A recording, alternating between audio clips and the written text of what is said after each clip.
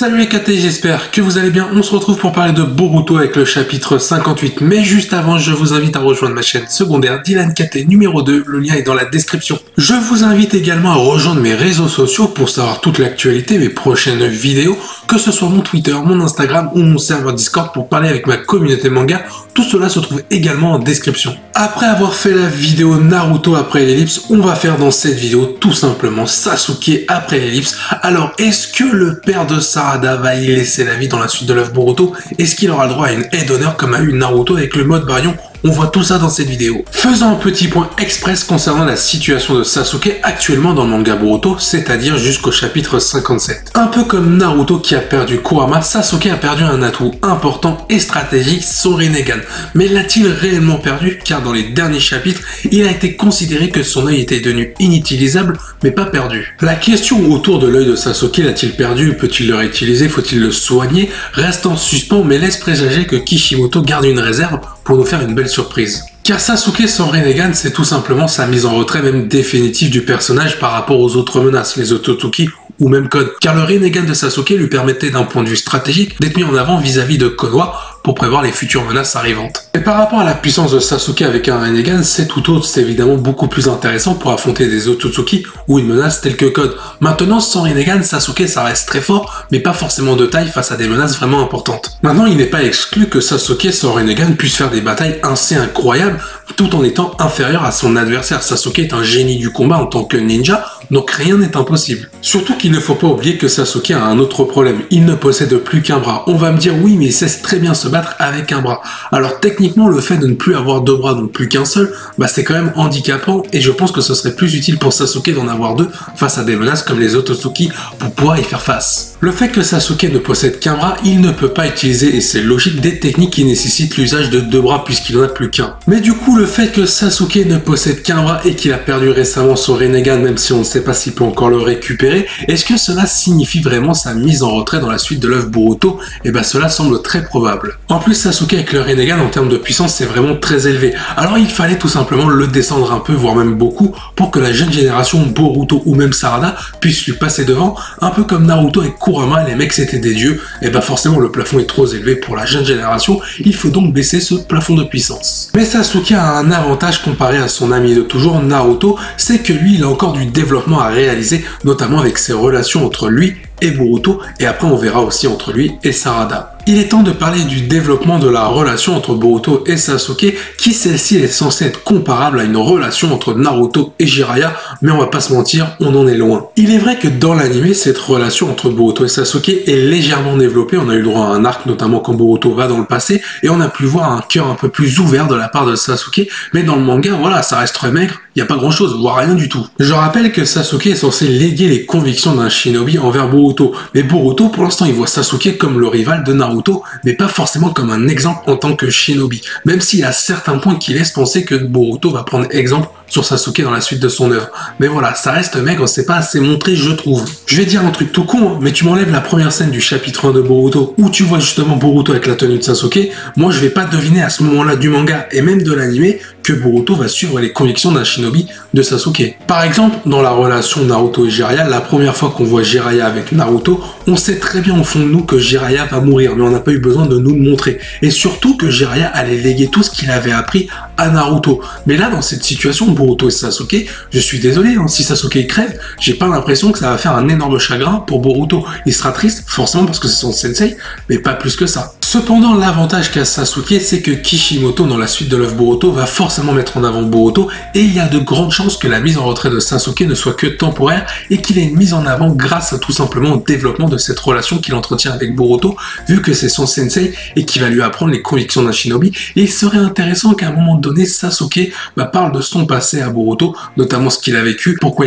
il a suivi une voie ténébreuse, toutes ces raisons-là qu'on fait que Sasuke aujourd'hui, c'est un ninja accompli, et tout simplement complet. D'ailleurs, il y a une remarque importante à faire concernant le personnage de Sasuke, celui-ci ne s'est toujours pas pardonné des crimes qu'il a fait à l'égard de Konoha. Il faut se souvenir de la scène où Naruto dit qu'en gros les habitants de Konoha, et tout Konoha compris, a pardonné à Sasuke par rapport à ce qu'il a fait à l'époque, mais voilà, Sasuke lui n'arrive pas à se pardonner lui-même, et peut-être que Boruto est sa forme de rédemption finale. Dans la suite du manga Boruto, j'aimerais voir un Sasuke qui apprend des techniques à Boruto qu'il possède. Imaginez un Boruto qui apprend les différents éléments qu'il ne possède pas, comme le Katon. Imaginez un Boruto qui sort en plein combat un Katon boucle de feu, ce serait stylé. Grâce à la première scène du chapitre 1 de Boruto, on voit que le personnage principal Boruto possède le katana de Sasuke, donc nul doute que Sasuke va lui apprendre des techniques en rapport avec son katana. Mais comme je l'ai dit précédemment, c'est grâce à cette scène-là qu'on sait ce qui va se passer entre Boruto et Sasuke, principalement en termes d'entraînement et en termes de transmission pour l'héritage de Sasuke envers Boruto. Il est temps de parler de la relation entre Sasuke et Sarada.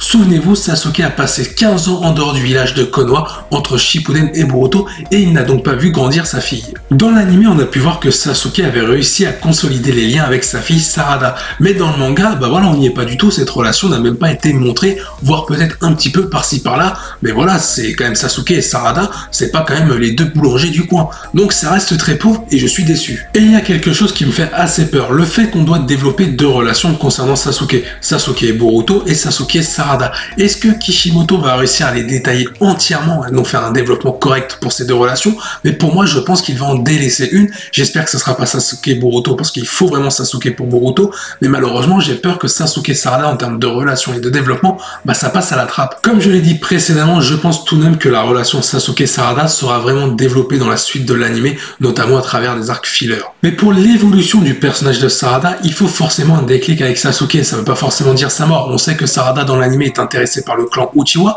et celui qui a toutes les réponses et toutes les informations, c'est Sasuke. Donc ce sera intéressant que Sasuke lui donne toutes les connaissances afin que Sarada puisse évoluer et peut-être acquérir une puissance Uchiwa supérieure à celle de son père. À la différence d'un Boruto et Mitsuki qui eux savent un peu la direction qu'ils vont prendre dans la suite de l'œuvre Boruto, tout simplement Sarada on ne sait pas réellement qui sera son sensei, comment il va évoluer, comment elle va faire respecter ses ambitions d'être Hokage. Il n'est donc pas impossible que le personnage de Sasuke ait un rôle à jouer pour le personnage de Sarada, donc sa fille, afin que celui-ci mette en avant sa propre fille, donc au goût du jour, et que Sasuke soit tout simplement encore au devant de la scène avant d'être définitivement mis en retrait. J'aimerais voir un Sasuke beaucoup plus proche de sa famille qui fait tomber la carapace, et pas que des gestes symboliques qu'on a pu voir avec Sakura dans Naruto et Naruto Shippuden, ou encore dans Boruto avec Sasuke envers Sarada. J'ai envie de voir ce lien de proximité beaucoup plus proche, un côté plus familial entre Sarada, Sakura et Sasuke. Parlons désormais d'un potentiel power-up concernant Sasuke qui pourrait venir grâce à Sakura. Forcément, comme je l'ai dit précédemment au début de vidéo, Sasuke a un Rinnegan pour l'instant inutilisable. Il n'est pas impossible que sa femme Sakura puisse le soigner afin que Sasuke reste au devant de la scène. Le fait que Sasuke soit absent depuis 2 chapitres, c'est-à-dire le 56 et le 57, montre que Kishimoto lui réserve une belle surprise et une aide d'honneur comparable à Naruto en mode Baryon. Il n'est d'ailleurs pas impossible par l'intermédiaire de Sakura que Sasuke récupère un deuxième bras pour faire face à de nouvelles menaces. Dans tous les cas, Sasuke dans la suite de l'œuvre Boruto, avant de mourir ou avant de disparaître ou je ne sais quoi, il aura 2 yeux. C'est tout simplement parce qu'il va récupérer soit un œil lambda qui lui permettra d'avoir le Sharingan vu que c'est un Uchiwa, ou tout simplement un Sharingan directement, mais je vois plus un œil lambda qui va redevenir un Sharingan. Maintenant, est-ce qu'il va réellement récupérer le Rinnegan à 100%? J'en doute, j'aimerais des contraintes. Car on va quand même se rappeler qu'à la fin du chapitre 54, quand Buroshiki plante le kunai dans l'œil de Boruto, il le plante pas un peu, il l'effleure pas, il l'enfonce carrément. Donc forcément, Sasuke récupérer un Rinnegan à 100%, ce serait assez cheaté. Et donc forcément, il faut des contraintes. Par exemple, si Sasuke utilise son Rinnegan, il risque de mourir. Ou alors, on peut avoir une surprise. Le fait que Sasuke, dans la suite de l'œuvre Boruto, puisse peut-être à nouveau utiliser son Rinnegan, risque d'affecter ses yeux. Ça se trouve, il va perdre de la vue, et tout simplement, ça expliquerait pourquoi Boruto porte ses vêtements, ainsi que l'héritage de Sasuke derrière lui, entre guillemets, et donc ça expliquerait pourquoi Sasuke n'est pas sur le champ de bataille à ce moment-là, sans forcément être tué, car Sasuke a été nerfé, et cela pourrait être un compromis pour le garder en vie. Concernant la théorie d'une nouvelle pupille concernant Sasuke, peut-être en rapport avec le Sharingan ou quelque chose de supérieur au Rinnegan, je n'y crois pas. Je pense que ce sera réservé pour sa fille Sarada afin de la mettre en avant, car si tu mets en avant encore plus Sasuke avec une nouvelle pupille, Sarada restera toujours dans son ombre. Il reste cependant évident, comme je l'ai cité précédemment, le fait qu'on ne voyait pas Sasuke durant ces derniers chapitres, que tout simplement il va avoir une aide d'honneur un peu comparable à Naruto mode Baryon, et cela va être un impact pour Boruto et peut-être sa fille Sarada. Donc il peut y avoir pas mal de compromis concernant le personnage de Sasuke, une mise en avant, ainsi qu'un déclic pour 2 personnages de la jeune génération, Boruto et Sarada, comme ça tout le monde est content. Maintenant la question auquel on se pose tous, est-ce que Sasuke va y laisser la vie, est-ce que Sasuke va mourir? Alors moi, s'il doit mourir, je le vois que dans une situation et pas une autre. Je veux voir un moment symbolique concernant la mort de Sasuke. Je veux le voir se sacrifier pour protéger Sakura ou Sarada ou les deux, tout simplement que ce moment soit fort en émotion. Forcément, pour que ce moment soit intense, il faut forcément un développement pointilleux entre Sarada et Sasuke, ce qui n'est pas forcément le cas. C'est quand même un passage de flambeau d'où Uchiwa à Uchiwa. Et le fait de parler de passage de flambeau entre Uchiwa, ce n'est pas rien. Prenons l'exemple de Sasuke avec Itachi. Itachi qui lui a tout simplement confié toutes ses convictions de ninja envers lui. Maintenant, la question se pose, est-ce que Sasuke pourrait se sacrifier pour Boruto, soit le fils de son rival Naruto?